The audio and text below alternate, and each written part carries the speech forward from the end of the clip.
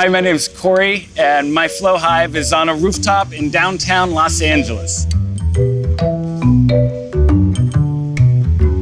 I still get excited the night before I'm gonna check the bees. It feels like Christmas a little bit. Even though I've been doing this for years now, I still have this feeling of like, what's it gonna be like? What am I gonna see? What have they been up to? It's fun. I mean, I've always loved rooftops. And even like, in college, I would get in trouble for climbing up onto university buildings.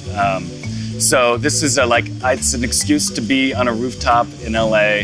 And downtown, you get to see, there's vistas, you get a sense of where you are in relation to the mountains, and you can't quite see the ocean, but it gives you a sense of geography as well. It's great. But today we took a quick look at 2 hives, and one of which is my first experiment with the flow hives. And they're just starting to close up the gaps between the plastic parts and the cells. So I actually saw some sign of nectar being put into a cell. And that made me really happy. I see one cell being filled. And then we did just a quick check of another hive and pulled out a few frames, and everything looks really great. It looks like there's a flow going on because they're really building a lot of wax and they're putting stuff in, which is great.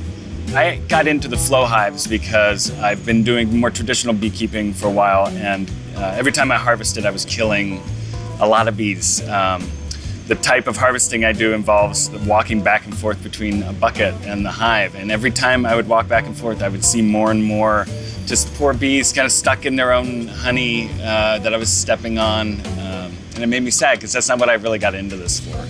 A big resource for me is Michael Bush. He has a website that I just really like the way he treats everything. And it tends to be a back-off approach, which I believe in too. I'm not checking my bees every week. I would say to all people who are slightly interested in it should just go for it, because that's what happened to me. Was I ended up leaping before I looked, and I really am grateful for that.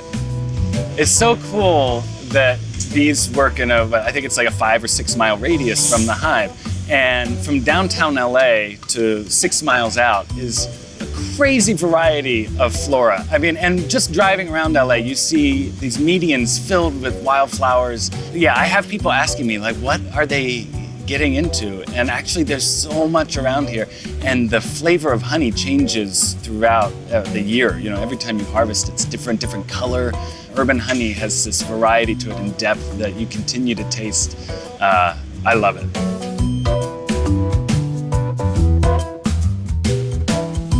How cool was that? We've got lots of sweet stories coming up each week, so if you want to be up to date, hit the subscribe button below.